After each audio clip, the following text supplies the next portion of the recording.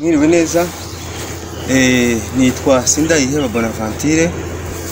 Reka dusuhuze abatureba ndetse n'abadukurikirana ku rubuga rwacu. Dutangire tuganira tureba ku buzima n'umubiri w'umuntu. Mu by'ukuri koko umuntu birakwiye ko agomba kurya neza, akarya indyo yuzuye igizwe n'ibirinda ndwara, ibyubaka umubiri ndetse n'ibiterambaraga.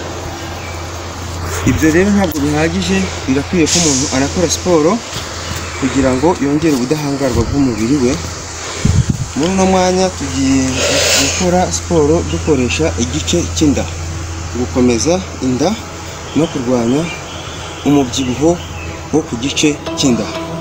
Dutangiye turyama hasi, karambura amaguru neza, ukicara wumva ko ubuzima buringaniye neza, akananwa kawe kakaba kareba hasi, ukicara mbese ukumva ko ushyitse.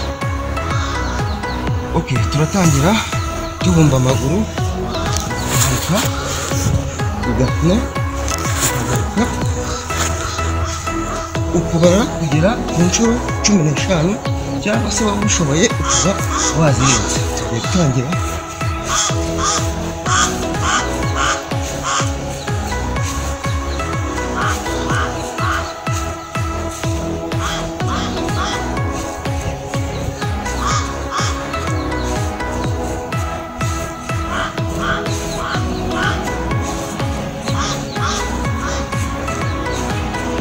Ushobora guhindura ariko nubwo ni abdominal, ariko ugahindura polisi bakoragamo, ukazamura akaguru ukagashinga neza, ukamanuka ukarambuye kuri za nshuro.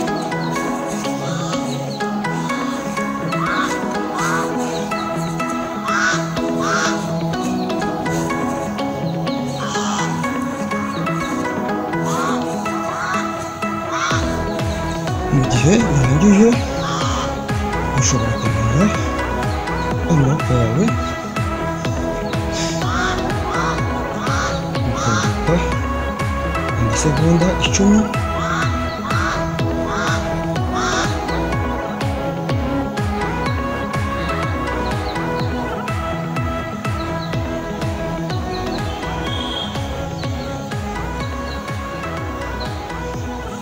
Ushobora kuzamuka ugahagararira ahantu hamwe, ukongera kuzamukaho gato,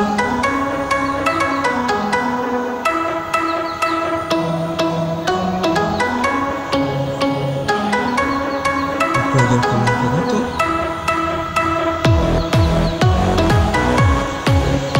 ukamanura ibitugu ukabishyira hasi, ukazamura amaguru,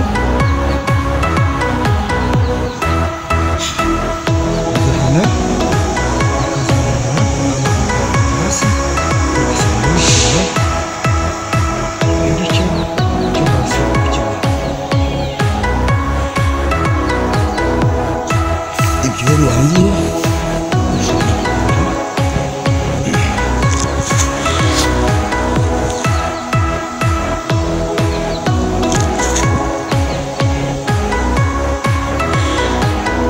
ukumva ko inda yawe irimo kurambuka neza.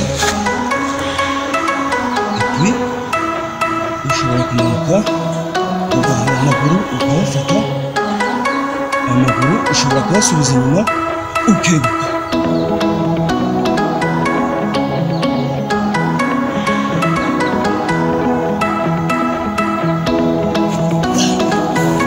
Murakoze inshuti zacu, uyu munsi niho dusoreje siporo y'uyu munsi.